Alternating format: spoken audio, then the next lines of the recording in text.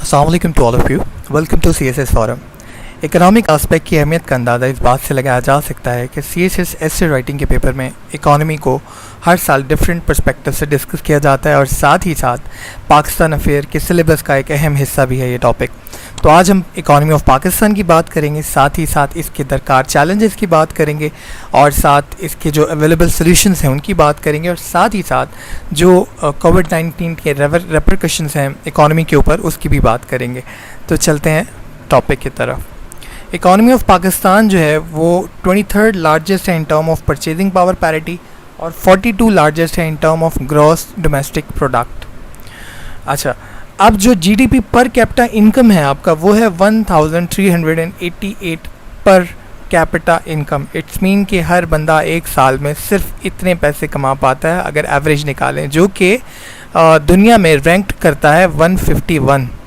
So it's a stark reality जहाँ पे हमें अपनी इकॉनमी की जो रियलिटी है उसका अंदाज़ा होता है। अगर हम GDP बाय सेक्टर बात करें तो एग्रीकल्चर सेक्टर हमारा 18.74 प्रोड्यूस करता है, इंडस्ट्री हमारी 19.74 प्रोड्यूस करती है, सर्विसेज हमारे 61.52% प्रोड्यूस करता है।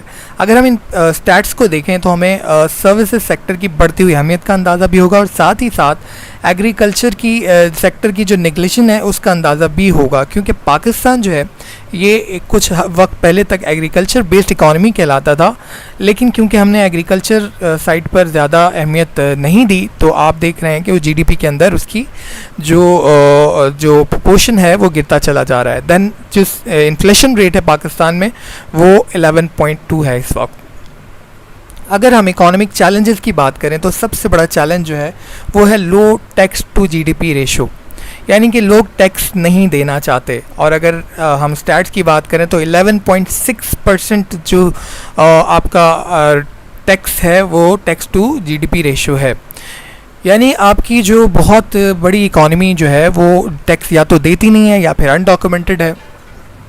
उसकी वजह से होता क्या है इकॉनमी के ऊपर कि आपके जो रेवेन्यू है वो तो जनरेट हुआ नहीं, ठीक है। जब रेवेन्यू जनरेट नहीं होगा तो आपको जो है वो डेबिट लेना पड़ेगा, आपको लोन्स लेने पड़ेंगे और फिर जब आप लोन लेंगे तो आपकी जो इंटरेस्ट पेमेंट है वो बढ़ती चली जाएगी। यही वजह है कि 44% ऑफ रेवेन्यू जो है वो आपका इंटरेस्ट पेमेंट में चला जाता है। देन जब आपका एक 44% एक बड़ा अमाउंट जो है वो इंटरेस्ट पेमेंट में चला जाएगा तो आपके पास जो है वो डेवलपमेंट बजट बचेगा ही नहीं। आप एजुकेशन के ऊपर क्या लगाओगे, आप हेल्थ सेक्टर के ऊपर क्या लगाओगे, इंडस्ट्रीज़ के ऊपर क्या लगाओगे।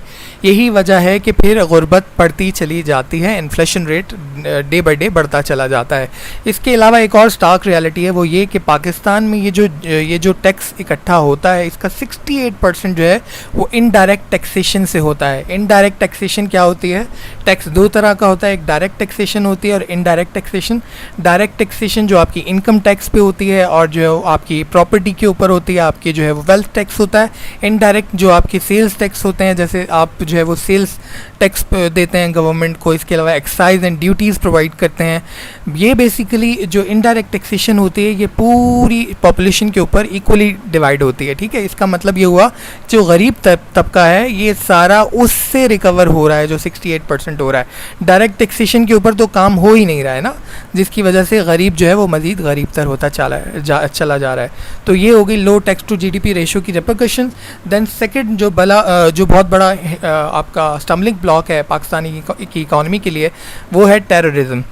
टेररिज्म की अगर हम बात करें तो अफ़गानिस्तान इम्ब्रोग्लियो जो है वो एक प्रोमिनेंट डिटर्मिनेंट है, क्योंकि वहाँ से जो आपके तालिबान हैं वो हमारे जो सिक्योरिटी को है वो कंटिन्यूसली थ्रेड्स है, जिसकी वजह से हमें सिक्योरिटी बढ़ानी पड़ती है, अपना मिलिट्री एक्सपेंडिचर बढ़ाना पड़ता है। आपके सिक्योरिटी के जो अमाउंट होती है वो बढ़ती चली जाती है, जिसकी वजह से जो है वो आप फिर अपनी इकॉनमी के ऊपर ध्यान नहीं दे पाते और साथ ही साथ आपकी इकॉनमी का एक बड़ा हिस्सा जो है वो वॉर अगेंस्ट टेरर में भी चला जाता है। अगर ये 2019 और 20 का जो एक्सपेंडिचर है बजट का उसको देखें तो यहाँ आपको दो बड़े स्लैब नज़र आएंगे, एक ये जो इंटरेस्ट पेमेंट है और दूसरा ये है आपके डिफेंस अफेयर्स के। तो आप देख लें कि ये दो बड़े अमाउंट जो हैं ये तो आपके इन दोनों तरफ चले जाते हैं, तो आपके पास बाकी जगहों पर क्या बचेगा, ठीक है।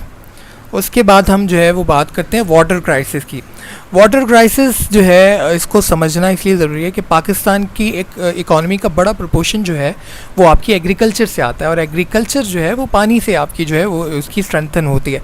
अगर आपके पास पानी नहीं होगा तो आपका एग्रीकल्चर सेक्टर जो है वो जीडीपी प्रोड्यूस नहीं कर पाएगा। तो पानी का जो हमारे पास फुकदान है, अगर हम उसके ऊपर एक स्टैट्स देखें तो जब इंडिपेंडेंस हुई तो जो अवेलेबिलिटी थी पर कैपिटा एनुअल वो आपकी 5600 क्यूबिक मीटर थी, और आज जो है वो डिक्रीज़ होके 1000 क्यूबिक मीटर तक चली गई है, जो कि एक अलार्मिंग सिचुएशन है, जिससे अंदाज़ा होता है कि हम जो है वो पानी का जो हमारी मैनेजमेंट है वो ठीक नहीं है, और जिसकी वजह से जो है वो हमारी जो एग्रीकल्चर सेक्टर है वो बूस्ट नहीं कर पा रहा है। यही वजह है कि आपकी एग्रीकल्चर सेक्टर जो है वो डे बाय डे कम होता चला जा रहा है। देन एक और बड़ा चैलेंज है पॉपुलेशन ग्रोथ रेट का। 2.4% जो है आपकी पॉपुलेशन ग्रोथ रेट है। आपके पास रिसोर्सेज जो है वो आप जनरेट नहीं कर रहे हैं, लेकिन आपकी आबादी बढ़ती चली जा रही है, चाहे पानी हो चाहे खुराक हो। अभी ये लोकस्ट भी आ गया है, नेचुरल डिज़ास्टर्स भी हैं, उसकी वजह से जो है वो आपके रिसोर्सेज जो हैं वो श्रिंक होते चले जा रहे हैं, आबादी आपकी बढ़ती चली जा रही है। तो क्या होगा, आपकी इकॉनमी के ऊपर बर्डन आएगा, फिर आपकी जो है वो अनएम्प्लॉयमेंट भी पैदा होगी, और जब जो ये आबादी जो है ये अपने अखराजात पूरे नहीं कर पाएगी तो फिर ये करप्शन की तरफ जाएगी। तो करप्शन जो है वो एक और बड़ा चैलेंज है इकॉनमी के लिए। अगर हम CPI के इंडेक्स रिपोर्ट को देखें तो पाकिस्तान रैंक करता है 120 पे आउट ऑफ 180। तो ये एक और स्टार्क रियलिटी है। इसका मतलब ये है कि पाकिस्तान में करप्शन जो है वो इकॉनमी को बहुत बुरे तरीके से नुकसान दे रही है। इसके बाद वीक इंस्टीट्यूशंस हैं आपकी, या एक्सट्रैक्टिव इंस्टीट्यूशंस भी मैं कहूँगा इसको। आपके इंस्टीट्यूशन अगर वीक होंगे तो आप पॉलिसीज़ जो है नहीं ला सकते, आप रिफॉर्म्स नहीं ला सकते। यही वजह है कि आपका जो है वो आप इतने अच्छे रिफॉर्म्स नहीं ला सकते कि आप जो है वो टैक्स कल्चर प्रमोट करें। साथ ही साथ आपने देखा होगा कि जब भी कोई आप पॉलिसी लाने की बात करते हैं तो कभी ताजर बरादरी जो है वो आपके रास्ते में इम्पेडिमेंट बन जाती है, कभी जो है वो आपके जो है वो बाकी इदारे जो हैं वो आपके लिए इम्पेडिमेंट क्रिएट करते हैं। इट्स मीन कि आपके इदारे जो हैं वो कमज़ोर हैं, जिसकी वजह से वो पॉलिसीज़ और रिफॉर्म्स नहीं बना पाते, और यही वजह है कि आपकी इकॉनमी जो है वो अच्छे इफ़ेक्टिव रिफॉर्म्स नहीं बना पाती है। देन एनर्जी क्राइसिस है। CPEC के बाद एनर्जी क्राइसिस जो है उसमें एक ठहराव तो आया है, लेकिन मैं ये कहूँगा कि हमने अभी भी ट्रांसमिशन लाइंस के ऊपर काम नहीं किया है। साथ ही साथ जो हमारी पॉलिसीज़ हैं इंडिपेंडेंट पावर प्लांट्स की वो भी अच्छी नहीं है, जिसकी वजह से हमारी जो बिजली है वो महंगी बन रही है, और जब बिजली महंगी बनेगी तो जो आपकी जो कैपिटल कॉस्ट है वो बढ़ जाएगी, और फिर क्या होगा, आप जो है वो कंपटीशन नहीं कर पाओगे। जब आपकी लेबर महंगी होगी, आपकी प्रोडक्ट महंगी होगी, तो फिर जो है वो एक्सपोर्ट नहीं होगी, और जब एक्सपोर्ट नहीं होगी तो फिर आपकी जो है वो करंट अकाउंट डेफिसिट भी बढ़ता चला जाएगा। तो इट्स मीन के आपकी एनर्जी क्राइसिस भी पाकिस्तान की इकॉनमी को बहुत बुरी तरह से असरअंदाज करें। देन हम बात करते हैं कि द वे फॉरवर्ड, यानी कि सोल्यूशंस क्या हैं। तो सबसे पहली चीज़ जो रिक्वायरमेंट है, जो नीड ऑफ टाइम है, वो है इकोनॉमिक पॉलिसीज़ एंड रिफॉर्म्स। मैंने बात की थी सबसे बड़ा चैलेंज जो है वो है कि लोग टैक्स नहीं देना चाहते। तो आप उनको कैसे माइल करेंगे कि वो टैक्स दें? आप उनको ऐसे रिफॉर्म्स ला के दें, आप उनको फ़ायदे पहुँचाएँ। जैसे फॉर इंस्टेंस हमारे जो है वो एक रिसर्च के मुताबिक 13 से 14% लोग जो है वो बैंकिंग सेक्टर यूज़ करते हैं, बाकी लोग तो बैंकिंग साइड पे आते ही नहीं हैं। तो आप उनको लेकर आएँ, बैंकिंग साइड पर लाएं, उनको जो है वो अपने रजिस्ट्रेशन साइड पर लाएं, ताकि जो है वो उनका पैसा सामने आए, डॉक्यूमेंटेड हो, और फिर वो टैक्स देना शुरू करें। साथ ही साथ जो आपके SMEs हैं, जो आपका सर्विसेज सेक्टर है, वो मोस्टली SMEs पे जो है वो अंडरपिन करता है, जिसमें आपकी स्मॉल एंड मीडियम इंटरप्राइजेज आती हैं। तो आप इनको इनकरेज करें कि ये रजिस्ट्रेशन के साइड पर आएँ और अच्छी रिफॉर्म्स बनाएं, ताकि जो है वो ये लोग जो है वो टैक्स पूल में शामिल हो जाएँ। फिर इकोनॉमिक रेजिलियंस की अगर मैं बात करूँ तो आपके जो है आपके जो ये एहसास प्रोग्राम हैं, साथ ही साथ आपके जो आपके पब्लिक इंटरप्राइजेज़ हैं, उनके जो लॉसेस हैं, आप उनको रिकवर करने के लिए जो पैसा वहाँ पर दे रहे हैं पाकिस्तान स्टील मिल के एम्प्लॉयज़ को या फिर जो PIA में दे रहे हैं, वो पैसा आप लगा सकते हैं ह्यूमन डेवलपमेंट के अंदर, साथ ही साथ लेबर मैनेजमेंट में लगा सकते हैं, साथ ही आप हेल्थ सेक्टर में लगा सकते हैं, डेवलपमेंट सेक्टर में लगा सकते हैं, आप उसमें इंडस्ट्रीज लगा सकते हैं। तो आप जो है अपना पब्लिक एंटरप्राइजेस के जो लॉसेज हैं उनको कम करें ताकि जो है इकोनॉमिक रेजिलियंस हो सके। देन लैंड रिफॉर्म की बात करूँगा।